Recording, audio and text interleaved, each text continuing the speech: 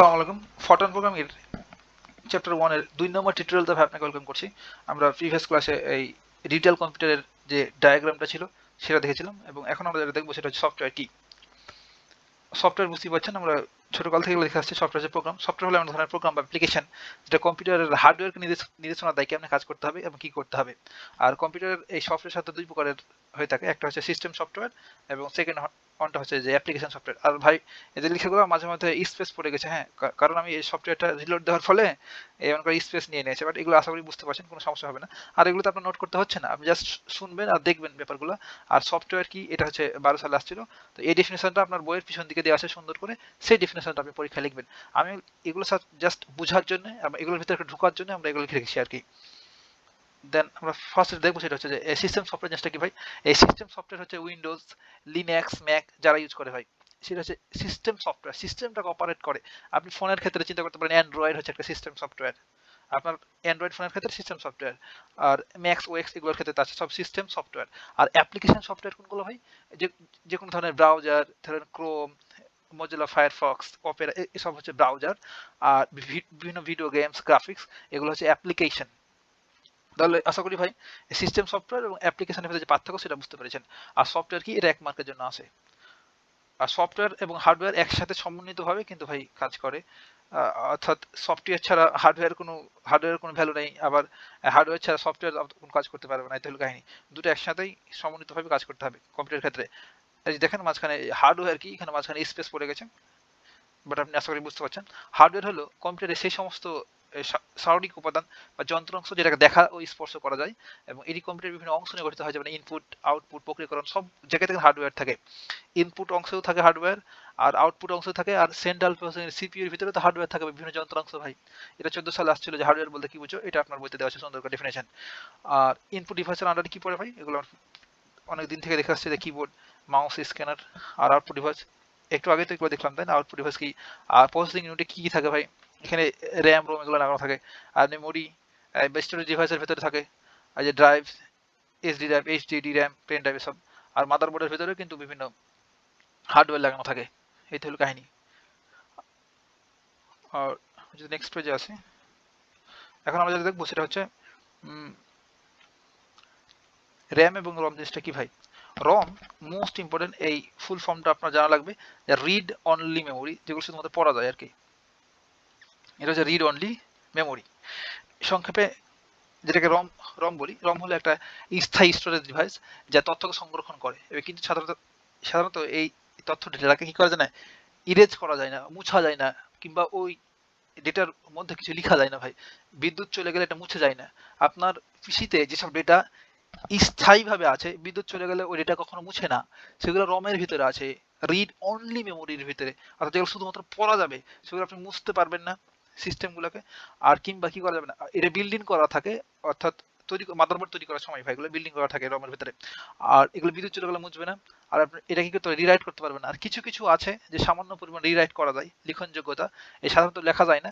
তবে এই যে সামান্য কিছু রম রয়েছে যেগুলোতে ইরেজ করা যায়, ফ্ল্যাশ মেমোরি কিংবা ইইপি রম, এগুলোতে সামান্য পরিমাণ কি করে পুনরায় লেখা যায়। আর এই যে স্থিতিশীলতা, বিদ্যুৎ বন্ধ হলেও বিদ্যমান থাকে এর ভিতরে। রমের ভিতরে যেসব ডেটা থাকে, বিদ্যুৎ চলে গেলে সেগুলো কি থাকে ভাই, সুরক্ষিত থাকে। আর রম কম্পিউটারের মৌলিক কার্যক্রমের জন্য অপরিহার্য, মোস্ট ইম্পর্টেন্ট। রম না থাকলে তো কাজই করতে পারবে না ভাই। আর র্যাম, এটা হচ্ছে র্যান্ডম অ্যাক্সেস মেমোরি। আমরা বলি না ভাই আপনার যে যে আপনার পিসির র্যাম কত, বা 8 জিবি, 16 জিবি, 32 জিবি, এমন করে করে র্যামের উপরে ডিপেন্ড করে যে আপনার কম্পিউটার কত স্মুথলি চলবে, কিংবা এসএসডি লাগানো হয় বাইরে থেকে। এখন দেখেন, র্যাম হলো একটা দ্রুত দ্রুত অস্থায়ী মেমোরি, যা কম্পিউটার ডেটা এবং প্রোগ্রামগুলি চালানোর জন্য ইউজ করা হয়। আপনি ধরেন কোনো একটা ওয়েবসাইটে ঢুকছেন, আপনার পিসিতে দ্রুত ঢুকতে পারছে কিনা, কিংবা কোনো একটা কিছু ব্রাউজ করছেন দ্রুত করছে কিনা, এগুলো র্যামে কাজ করে, র্যান্ডম অ্যাক্সেস মেমোরি এগুলো কাজ করে। এটা বিদ্যুৎ চলে গেলে এই র্যামের ভিতরে যেসব তথ্য থাকে, বিদ্যুৎ চলে গেলে সব মুছে যায় ভাই। এবং র্যাম দুই প্রকার হয়ে থাকে, একটা হচ্ছে ডাইনামিক র্যাম বা ডি র্যাম বলে, একটা হচ্ছে এস র্যাম বা স্ট্যাটিক্স র্যাম। এটা হলো কাহিনী। আর র্যামের পরিমাণ বাড়লে ভাই কম্পিউটারের গতি ও কার্যক্ষমতা বেড়ে যায়, এটা হলো কাহিনী। আর বিট এবং বাইট কি, মোস্ট ইম্পর্টেন্ট। এটা হচ্ছে 18 সালে আসছিল, বলছিল বিট কি এবং বাইট কি, দুইবার ছিল। 18 সালে আসছিল মেবি বিট কি, এবং 20 সালে আসছিল বাইট কি। দেখুন ভাই, এই যে বাইনারি ডিজিট, এই কথাটা যদি আপনি লক্ষ্য করেন, তো এখানকার বাইনারি ডিজিট এখানে বাইনারির বিআই এবং ডিজিটের সর্বশেষ যে টি সেটা নিয়ে একসাথে বিট নামকরণ করা হয়েছে বিট। আর বিট হচ্ছে যে তথ্যের সবচেয়ে ছোট একক, যেটাকে 0 অথবা 1 এর মান নির্ধারণ করে। যদি অন লিখি শুধুমাত্র, আর একটু আগে তো বুঝলাম ভাই যে কম্পিউটার শুধুমাত্র 0 এবং 1 চিনে। অন হচ্ছে বিদ্যুতের উপস্থিতি এবং 0 হচ্ছে বিদ্যুতের অনুপস্থিতি বা অ্যাবসেন্স। তাহলে অন আর 0 ছাড়া কিছুই বোঝে না কম্পিউটার। এই অন যদি লিখি শুধু এটাকে বলবো 1 বিট, 1 বিট। যদি 0 লিখি তাহলে এই 0টাকে আমরা বলতে পারবো 1 বিট। তাহলে যদি 0 আর 1 একসাথে লিখি তাহলে এটা হচ্ছে 2 বিট। এখন যদি ধরেন আমরা লিখলাম 1 1 1 0 1, তাহলে এটা কয় বিট হলো? 1 2 3 4 বিট। এটা সমান লিখতে পারবো 4 বিট। আর এমন করে করে 3 4 5 6 7 8, এই যে 8টা বিট একসাথে হয়ে গেল, এটা কত হলো? 8 বিট। এই 8টা বিটকে একসাথে বলে 1 বাইট, 1 বিওয়াই টি, 1 বাইট। তাহলে আমরা কি বুঝলাম ভাই? 8 বিটে 1 বাইট হয়। এটা হলো কাহিনী। বাইট হলো এই যে 8 বিটের সমন্বয়, ওটা হচ্ছে একটা তথ্যের ইউনিট। এটা 4 না, এটা ডেফিনেটলি 8 ভাই। এটা হলো কাহিনী, বিট আর বাইট। এটা 1 মার্ক আসতে পারে আর কি। এখানে সংক্ষেপে লেখা আছে যে 1 বিট সমান 0 কিংবা 1। 1 বিট সমান আমরা কি বলতে পারবো? হয় 0 কিংবা 1। আর 1 বাইট সমান হলো 8 বিট। আশা করছি বুঝছেন ভাই। এখন আমরা প্রোগ্রামিং ল্যাঙ্গুয়েজ কি মোস্ট ইম্পর্টেন্ট, আমরা তো প্রোগ্রামিং ল্যাঙ্গুয়েজ নিয়ে কাজ করব পুরো কোর্স জুড়ে, ফরট্রান প্রোগ্রাম করব। তাহলে প্রোগ্রাম ল্যাঙ্গুয়েজটা কি? প্রোগ্রামিং ভাষা হলো একটা সুনির্দিষ্ট নিয়ম বা সিনট্যাক্সের সেট, যেটা কম্পিউটারকে নির্দেশনা দেয় কিভাবে কাজ করতে হবে। Most important. এটি ডেভেলপারদের বিভিন্ন ধরনের সফটওয়্যার অ্যাপ্লিকেশন এবং সিস্টেম তৈরিতে সহায়তা করে। এখন এই প্রোগ্রামিং ভাষার বৈশিষ্ট্য কি? সিনট্যাক্স থাকতে পারে, সিনট্যাক্স থাকবে।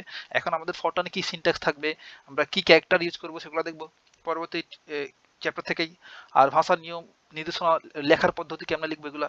তারপর সিমেট্রিক থাকে এবং কম্পাইলেশন থাকে, এগুলো কম্পাইল করে একসাথে। এখন এই প্রোগ্রামিং ল্যাঙ্গুয়েজের প্রকারভেদটা কি ভাই? হাই লেভেল ল্যাঙ্গুয়েজ আছে, যেমন পাইথন, সি, জাভা, যেগুলো মানুষের জন্য পড়তে।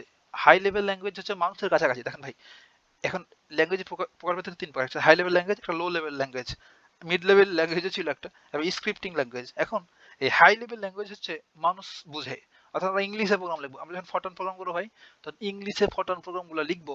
বাট কম্পিউটার তো ইংলিশ লিখা বোঝে না, ও কি বুঝে? 0101 সম্বলিত লেখা। তাহলে যখন আমরা ফরট্রান প্রোগ্রাম লিখবো ইংলিশে, তখন এই ইংলিশ ফরট্রান প্রোগ্রামটা কম্পাইলারে যখন দেবো, কম্পাইলার তখন এটা অনুবাদ করবে বা ট্রান্সলেট করবে। অনুবাদ প্রোগ্রাম যেটাকে বলে, কম্পাইলার এটাকে ট্রান্সলেট করে কম্পিউটারকে 01 ফর্মটা দিবে। দেন কম্পিউটার এটাকে প্রসেস করবে, প্রক্রিয়াকরণ করবে, দেন সেই অনুযায়ী আউটপুট প্রদান করবে। তাহলে কাহিনীটা হচ্ছে কি এখানে, যে আমরা যে প্রোগ্রাম লিখবো ফরট্রানের ইংলিশে, সেটা হচ্ছে হাই লেভেল ল্যাঙ্গুয়েজ হবে। আর এই কম্পাইলার সেটাকে লো লেভেল ল্যাঙ্গুয়েজে, অর্থাৎ 01 সম্বলিত ল্যাঙ্গুয়েজে পরিণত করে কম্পিউটারকে দেবে, সেটা হচ্ছে লো লেভেল ল্যাঙ্গুয়েজ। যেমন অ্যাসেম্বলি হার্ডওয়্যারের সাথে সরাসরি কাজ করে, অ্যাসেম্বলি ল্যাঙ্গুয়েজকে আমরা লো লেভেল ল্যাঙ্গুয়েজ বলতে পারি। আর স্ক্রিপ্টিং ল্যাঙ্গুয়েজ, যে জাভাস্ক্রিপ্ট বা ওয়েব ডেভেলপমেন্ট কাজে যেগুলো ইউজ করা হয়, পাইথন, এসব হচ্ছে স্ক্রিপ্টিং ল্যাঙ্গুয়েজ। আর জনপ্রিয় প্রোগ্রামিং ভাষা এখানে পাইথন, জাভা, সি এগুলো লেখা আছে আর কি। আর এগুলো জনপ্রিয়, বাট ফরট্রান কেন জনপ্রিয় নয় ভাই? বাট আমরা ফরট্রান নিয়ে কেন কাজ করি? কারণ ফরট্রান হচ্ছে শুধুমাত্র বৈজ্ঞানিক গবেষণা, ম্যাথামেটিক্যাল এসব জিনিসপাতি নিয়ে কাজ করে। হিউজ হিউজ ক্যালকুলেশন কিন্তু এখনো ভাই ফরট্রানে করা হয়। ফরট্রান হচ্ছে একটা আদি ল্যাঙ্গুয়েজ আপনি বলতে পারেন। প্রোগ্রামিং ভাষা ব্যবহার করে ডেভেলপাররা সফটওয়্যার তৈরি করে বিভিন্ন কাজ সম্পাদন করে থাকে, এই কাহিনী। এখন মেশিন ল্যাঙ্গুয়েজ কি? অর্থাৎ মেশিনের ভাষায় লেখা ল্যাঙ্গুয়েজকে আমরা বলবো মেশিন ল্যাঙ্গুয়েজ। এটা 15 সালে আসছিল, সুন্দর করে ডেফিনেশন আপনার বইতে লেখা আছে। তাহলে মেশিন যে ভাষা বুঝতে পারে, 0 আর 1 সম্বলিত ভাষা, সেটাকে আমরা বলবো মেশিন ল্যাঙ্গুয়েজ। মেশিনের ভাষা হলো কম্পিউটারের সবচেয়ে মৌলিক এবং প্রথম স্তরের ভাষা। এটি কম্পিউটারের হার্ডওয়্যার দ্বারা সরাসরি বুঝতে পারে। এখানে কোনো কি করা লাগে না, মেশিনের ভাষায় লিখিত প্রোগ্রামে কোনো ট্রান্সলেট করা লাগে না, কম্পিউটার ডাইরেক্ট বুঝতে পারে। বাট যখন আমরা হাই লেভেল ল্যাঙ্গুয়েজে লিখবো, অর্থাৎ ইংলিশে লিখছি কিংবা অন্য যে কোনো ভাষাতে লিখছি, সেটা কিন্তু কম্পিউটার বুঝতে পারে না, এটা অনুবাদ করে দিতে হয় কম্পিলার কিংবা ইন্টারপ্রেটার, অনুবাদক প্রোগ্রামের মাধ্যমে। বাট মেশিনের ভাষায় কোনো প্রোগ্রাম লিখলে সেটা কম্পিউটার ডাইরেক্ট বুঝতে পারে, কোনো অনুবাদ করা লাগে না। কিন্তু এক মেশিনের ভাষার জন্য লিখিত প্রোগ্রাম অন্য মেশিনে চালানো যায় না। মোস্ট ইম্পর্টেন্ট কথা ভাই, এক মেশিনের জন্য যদি আপনি কোনো প্রোগ্রাম লিখেন মেশিনের ভাষায়, 0101 এসব দিয়ে দিয়ে, পূর্বে কিন্তু এমনই করা হতো। কিন্তু এই প্রোগ্রামটা আবার অন্য মেশিনে বা অন্য কম্পিউটারে চালানো যায় না। কিন্তু হাই লেভেল ল্যাঙ্গুয়েজে যে কোনো আপনি যে প্রোগ্রাম লিখবেন, সেটা যে কোনো কম্পিউটারে যে কোনো মেশিনে চালানো যাবে আর কি। তাহলে প্রধান বৈশিষ্ট্যগুলো হচ্ছে বাইনারি কোডেড থাকে মেশিন ভাষাতে এবং হার্ডওয়্যারের সাথে সরাসরি সংযোগ থাকে এবং দ্রুতগতি কাজ করে। এখানে যেহেতু মেশিন ভাষা, মেশিন ডাইরেক্ট বুঝতে পারে, দ্রুতগতি হবে স্বাভাবিক। এখন অসুবিধা হয় এই পাঠনযোগ্যতা, মানুষ বুঝতে পারে না আর কি। পোর্টেবিলিটি, বিভিন্ন কথাবার্তা লেখা আছে এখানে, পড়ে নেবেন আর কি, আমাদের এগুলো দরকার নাই। আর সংক্ষেপে হচ্ছে, সার সংক্ষেপটা হলো মেশিন ভাষা হলো কম্পিউটারের মৌলিক ভাষা, যা সরাসরি বিট এবং বাইনারি দিয়ে গঠিত। বিটের বাইনারি বুঝতেই পারছেন, এবং এটি দ্রুত, কিন্তু মানুষের জন্য পড়া কঠিন, লেখাও কঠিন। উচ্চ স্তরের ভাষা পাইথন, জাভা, এগুলো মানুষ বুঝতে পারে। এগুলো, এই যে পাইথন, জাভা মেশিন ভাষায় রূপান্তরের মাধ্যমে কাজ সম্পাদন করে। এখন কাহিনীটা হচ্ছে কি যে কম্পিউটার তো মেশিন ভাষা কিছু বুঝে না, তাহলে আমরা যা লিখি পাইথন, জাভা, এগুলো তো উচ্চ বা হাই লেভেল ল্যাঙ্গুয়েজ, এগুলো তখন কি করতে হয়, অনুবাদ করে দিতে হয় কম্পিউটারকে। এই হলো কাহিনী। হাই লেভেল ল্যাঙ্গুয়েজ কি মোস্ট ইম্পর্টেন্ট, এটা 18 সালে আসছিল 1 মার্কের জন্য। হাই লেভেল ল্যাঙ্গুয়েজ হলো প্রোগ্রামিং ভাষার একটা স্তর, যা মানুষের জন্য পড়তে এবং বুঝতে সহজ, কিন্তু এটা কম্পিউটার কিছু বুঝে না। ওইটা হলো কাহিনী ভাই। হাই লেভেল ল্যাঙ্গুয়েজকে কম্পিউটার বোঝাতে হবে কার মাধ্যমে, ট্রান্সলেটিং প্রোগ্রামের মাধ্যমে। আর ট্রান্সলেটিং প্রোগ্রামগুলো কি ভাই, একটা হচ্ছে কম্পাইলার, একটা হচ্ছে কম্পাইলার, সেকেন্ড হচ্ছে ইন্টারপ্রেটার। এন্ড কম্পাইলার কি, ইন্টারপ্রেটার কি, নিয়েও আমরা কথা বলবো। আর প্রধান বৈশিষ্ট্য কি, এই বৈশিষ্ট্যগুলো লেখা আছে, এগুলো আমার দরকার নাই, জাস্ট পড়ে নেবেন আর কি। আর হাই লেভেল ল্যাঙ্গুয়েজ তো লেখা আছে যে পাইথন, জাভা, সি, এসব। সংক্ষেপে, হাই লেভেল ল্যাঙ্গুয়েজ হচ্ছে মানুষের জন্য সহজবোধ্য ও বিভিন্ন প্ল্যাটফর্মে কাজ করার জন্য ডিজাইন করা হয়েছে। এটি দ্রুত ডেভেলপমেন্ট এবং কম্পিউটার সিস্টেমের জটিলতা লুকানোর সুবিধা প্রদান করে। এটা হলো কাহিনী। আর কম্পাইলার, যে কম্পাইলার বলছিলাম ভাই, এই কম্পাইলার জিনিসটা কি ভাই, এটা কিন্তু 22 সালে আসছিল। কম্পাইলার কি, কম্পাইলার হচ্ছে একটা অনুবাদক বা ট্রান্সলেটিং প্রোগ্রাম ল্যাঙ্গুয়েজ। এটা কম্পাইলার হলো একটা বিশেষ প্রোগ্রাম, যেটা উচ্চ স্তরের ভাষা বা লেখা, উচ্চ স্তরের ভাষায় যে আমরা কোড লিখি ভাই, যে প্রোগ্রাম লিখবো, সেটাকে আমরা সোর্স কোড, এটাকে মেশিনের ভাষায় বা অবজেক্ট কোডে রূপান্তরিত করে কম্পাইলার বা অনুবাদ করে দেয়। ধরেন আমি ইংলিশ ভাষায়, কেউ কিছু বলছে, আমি ইংলিশ বুঝছি না, কেউ আমাকে বাংলায় অনুবাদ করে দিচ্ছে, তখন যে অনুবাদ করে দিল সে কার কাজটা করলো, কম্পাইলারের কাজটা করলো। যে অনুবাদ করে দিল সে কম্পাইলারের কাজটা করলো। এটা হলো কাহিনী।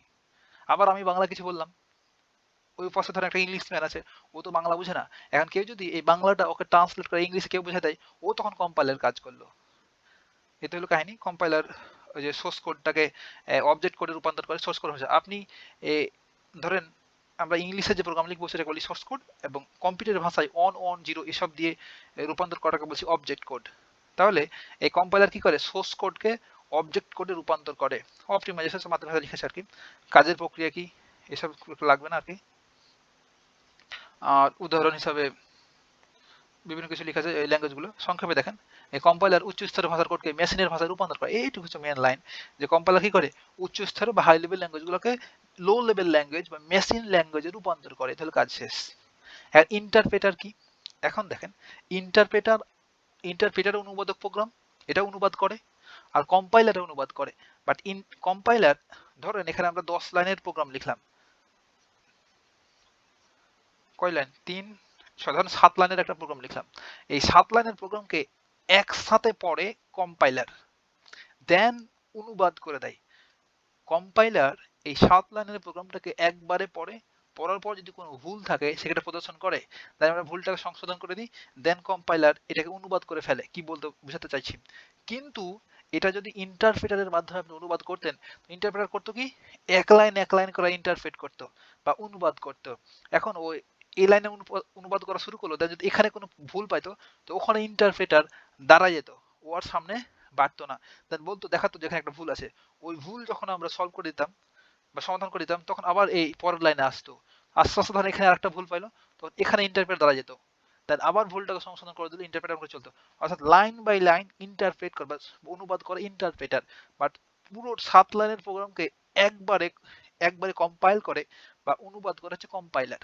তাহলে ইন্টারপ্রেটার আর কম্পাইলার দুটোই হচ্ছে অনুবাদক প্রোগ্রাম ভাই। তাদের পার্থক্যটা হচ্ছে, কম্পাইলার একবারে অনুবাদ করে দিবে কম্পিউটারকে, আর ইন্টারপ্রেটার প্রতিটা লাইনকে অনুবাদ করে দিবে কম্পিউটারকে। তো এখন বুঝছেন তো, ইন্টারপ্রেটার আর কম্পিউটারের ভিতরে কোনটা বেশি গতিশীল হবে? অবশ্যই ইন্টারপ্রেটার হবে, কারণ ইন্টারপ্রেটার প্রতি লাইনকে করছে, আর কম্পাইলার যখন পুরো 7 লাইনের প্রোগ্রামকে একসাথে করতে যাবে, তখন কিন্তু বেশি টাইম লাগবে, এটা স্বাভাবিক। আর ইন্টারপ্রেটার এবং কম্পাইলারের বৈশিষ্ট্য কি, এসবের ভিতরে পার্থক্য কি, সব আপনার বইতে সুন্দর করে লেখা আছে ভাই। ওগুলো বেশি নলেজ বাড়াতে গেলে পড়বেন, তাছাড়া কোনো দরকার নাই। ইন্টারপ্রেটার কি, এগুলো কখনো পরীক্ষায় আসে নাই। ওই কম্পাইলারটা আসছিল, কম্পাইলার বলতে কি বুঝো, আপনার বইতে পিছন দিকে সাইডে তো লেখা আছে ভাই, পিছনের পেজগুলোতে। এখন আমরা নেক্সট পেজে আসি। আমরা দেখবো রান টাইম এরর কি। এই যে মোস্ট ইম্পর্টেন্ট কথা, এটা কিন্তু 19 সালে আসছিল যে রান টাইম এরর বলতে কি বুঝো। রান টাইম এরর বা রান টাইম ভুল হলো বা ত্রুটি হলো একটা প্রোগ্রাম চালানোর সময় যেটা ঘটে থাকে। এখন এই রান টাইম এরর বুঝতে সবচেয়ে সহজ ব্যাপারটা হলো, ধরেন আপনি জিরোকে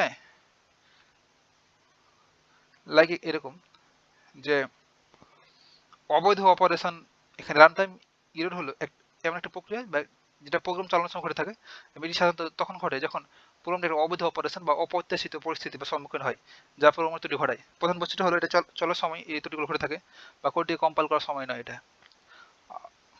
দেখেন, এবং রান টাইম ইররগুলো কি কি হতে পারে, ধরেন ডিভিশন বাই জিরো।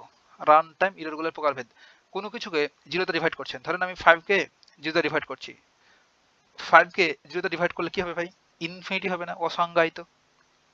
দেখেন তো, জিরোর সাথে কি গুণ করলে 5 হবে, জিরোর সাথে কোন কিছু গুণ করলে কি 5 পাওয়া যাবে? পাওয়া যাবে না, তাহলে ইনফিনিটি হবে, অসংজ্ঞায়িত হবে। তাহলে আমি যদি প্রোগ্রামের ভেতরে কখনো কোনো কিছুকে, কোনো নাম্বারকে জিরোতে ডিভাইড করার চেষ্টা করি, সেটা তো ভুল ভাই, এটা তো রান টাইম এরর বলে। আবার বিভিন্ন ইন্ডেক্স থাকে, আপনি যখন আমরা ফরট্রান প্রোগ্রামের ইন্ডেক্সগুলো লিখবো তখন বুঝতে পারবেন যে কোনটা বৈধ আর কোনটা অবৈধ। এখন এই অবৈধ যদি অপারেশন দিই, তখন যে ভুলটা হয় সেটাকে আমরা বলি রান টাইম এরর। এতটুকু বুঝলেই হবে ভাই। আর সংক্ষেপে, রান টাইম এরর হলো একটা ত্রুটি যা প্রোগ্রাম চালানোর সময় ঘটে এবং এটি অবৈধ অপারেশন বা অপ্রত্যাশিত পরিস্থিতির কারণে হয়। ধরেন এই যেখানে যেমন বলছিলাম যে 5কে জিরোতে ডিভাইড করো, বাট এটা তো বাস্তবে করা যাবে না, তখন দাঁড়া যাবে এখানে রান টাইম এরর হয়ে গেলে। এটি এই যে কার্যকরীভাবে কোডকে ত্রুটি খুঁজে বের করার জন্য গুরুত্বপূর্ণ রোল প্লে করে। এখন ইমেল কি ভাই, এটা কিন্তু 21 সালে আসছিল। ইমেল কি বুঝতেই পারছেন, ইলেকট্রনিক্স মেল। এটা ডিজিটাল বার্তা প্রেরণ ও গ্রাহকের পদ্ধতি যা ইন্টারনেটের মাধ্যমে কাজ করে। এটা টেক্সট, ছবি, ডকুমেন্ট যে কোনো কিছু আমরা কি করবে ট্রান্সফার করতে পারি, কার কাছে সেন্ড করতে পারি। এটা দ্রুত যোগাযোগ করতে পারি, ইমেল রোল প্লে করে। সুবিধাজনক কি এবং আর্কাইভিং বিভিন্ন কিছু লেখা আছে মাত্রার সাথে। আর ইমেলের ঠিকানা, আর ঠিকানার কোনটায়, এই ঠিকানার কোনটাকে কি বলে, এটা ইউজার ব্যবহারের নাম, তারপর যে ডোমেন নেম, এসব আমরা ছোটকাল থেকে জানি। এগুলো আমাদের লাগবে না, শুধুমাত্র ইমেল কি এতটুকু হইলেই হইলো ভাই। এটা 1 মার্কের প্রশ্নে আসলো। তাহলে এই চ্যাপ্টার 1 এরই মাধ্যমে আমার শেষ হলো ভাই। আমরা হয়তো কম্পিউটার সম্বন্ধে খানিকটা আইডিয়া পেলাম, এখন এই আইডিয়াগুলো কাজে লাগাবো। দেন সেকেন্ড চ্যাপ্টার থেকে আমরা the basic element of Fortran নিয়ে কাজ শুরু করবো। দেন ক্রমান্বয়ে আমরা প্রায় 30-40টা কিংবা 35 থেকে 45 ক্লাসের মাধ্যমে আমরা ফরট্রান প্রোগ্রামটা শেষ করব অসাধারণভাবে ভাই। এমন করে বাংলাদেশে আর কেউ আপনাকে ফরট্রান পড়াবো না, এতটুকু গ্যারান্টি দিতে পারি। তাহলে কথা হবে নেক্সট টিউটোরিয়ালে। এত ভালো থাকবেন।